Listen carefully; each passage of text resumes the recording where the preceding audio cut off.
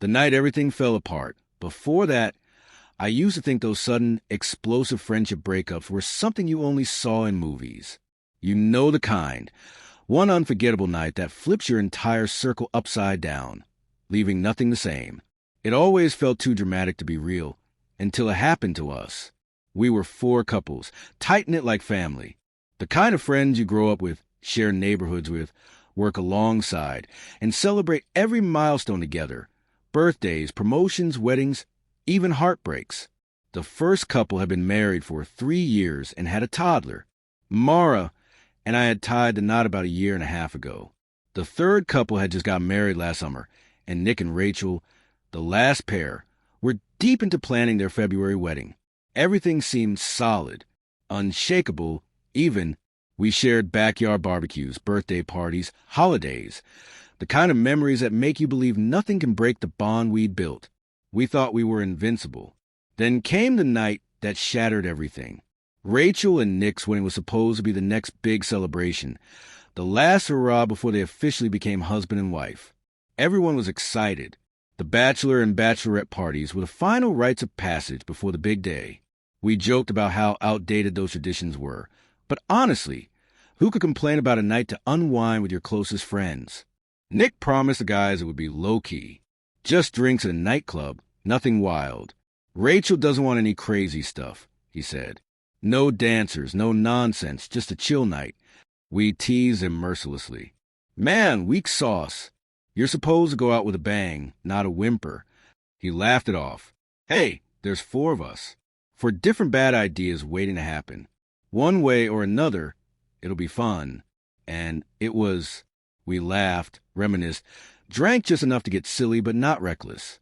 Stories from younger days, married life, brotherly advice for Nick's send-off. Meanwhile, the wives were out too. Karaoke, themed cocktails, lots of laughter.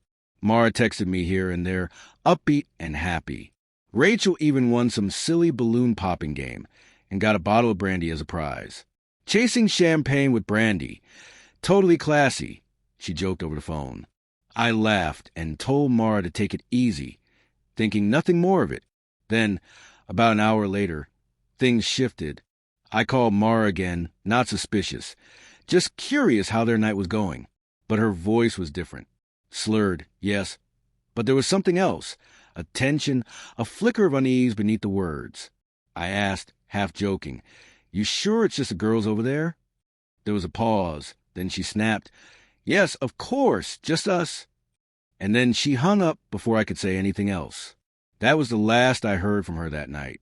When our night ended around 3 a.m., Mara still wasn't home. Her phone was off. I assumed maybe things got emotional. The kind of crying on the curb venting women do after too much to drink. But something felt off. By 6 a.m., I was awakened by the sound of stumbling footsteps in the apartment. Mara, utterly wasted, whispering to no one, tripping over furniture, helping her out of her shoes. I asked why she hadn't answered her phone. She mumbled something about the battery dying, then passed out cold. I stood in the dark, headache pounding, a quiet dread crawling up my spine. Something was wrong.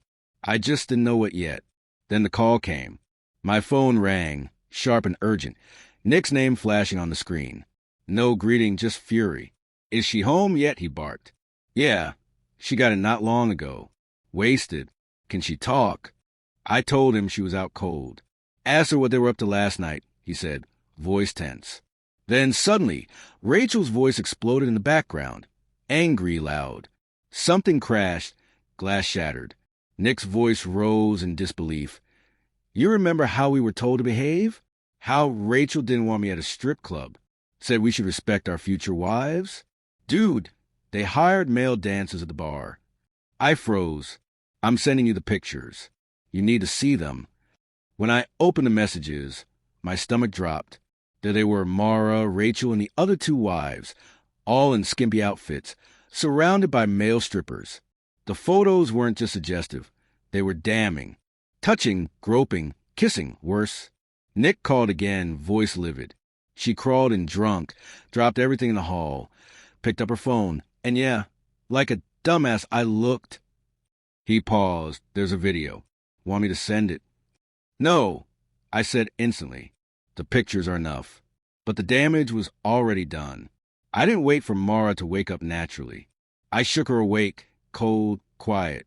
I saw the pictures, I said.